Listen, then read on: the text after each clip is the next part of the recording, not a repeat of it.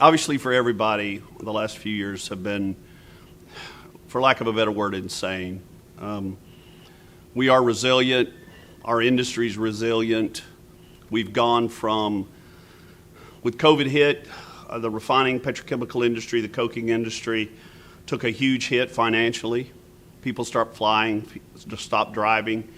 Really had a negative impact on our industry financially, which trickled down to a huge, in many cases, reduction in force of both hourly and salary people that run cokers, people that run the units, not just technical or engineering staff, but hourly people that actually run and maintain the units.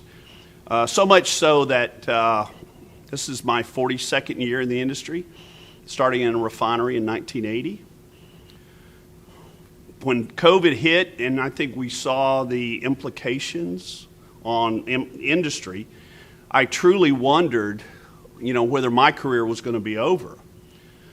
And then we learned how to, to use Teams and Zoom to communicate. We adapted as human beings. That's what we do, right? In this industry, this negative time is no different.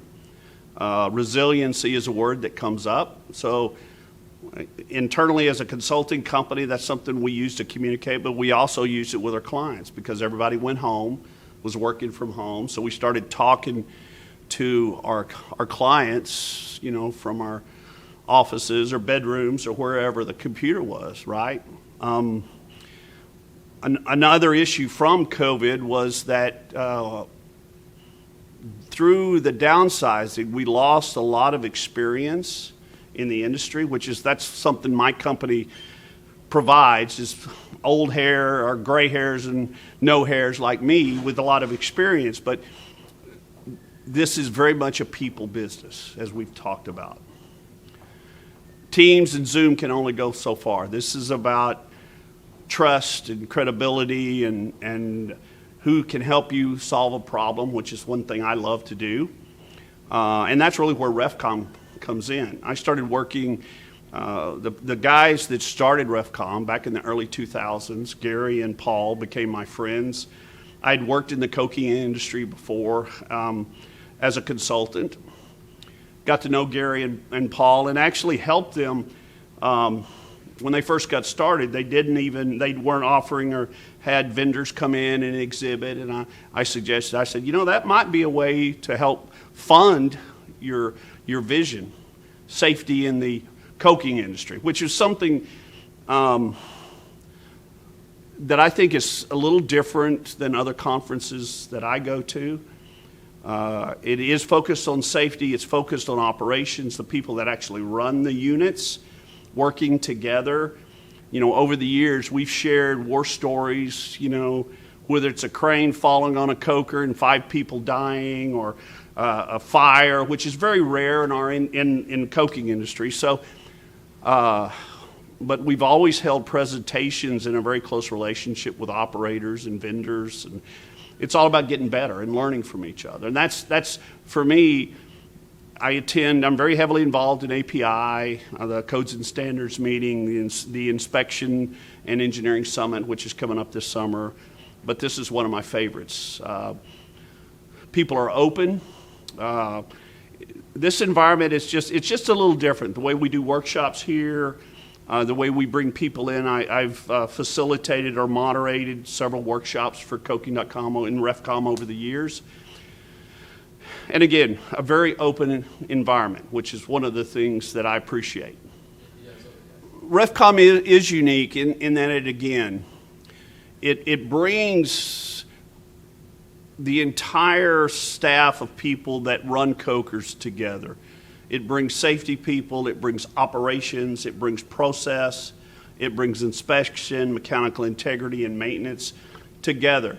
We're talking about challenges, we're talking about safety issues, we're talking about learnings from one site so the other sites don't make the same mistakes and get people hurt. The focus is on safety, but if you're safe, if you run a unit safely and it's reliable, it's going to be profitable. assuming our margins, we don't have another COVID coming up. We can't control those things, right? It really focuses on bringing operators and clients. We're a consultant, so we come to participate because the operators are here. That's part of any conference, right? That's a fundamental business. If you don't have operators here, or people in the end that are going to purchase a service, the vendors won't be here. And that's just business, right? But RefComm is much more than that for me. I've been coming for over 20 years. It's a people business. I have a lot of friends. My grandmother once told me, to have a lot of friends, to have friends, you have to be a friend. In other words, I have to reach out. I have to be proactive. And I'm an engineer as well. And many engineers are very, we're not all of them are as outgoing as I am. So there are many shy ones, but I think here it offers a safe haven to discuss problems, to talk about helping each other.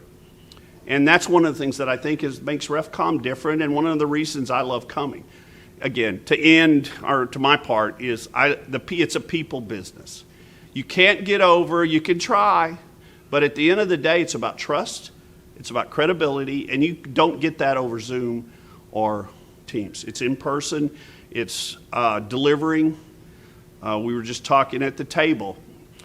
If nobody's perfect, and if you mess up or things don't work out as you planned, then you need to fix it. And adversity creates opportunities. In our industry, Lord knows, we run old equipment. We do the best we can, but by helping each other, we all get better.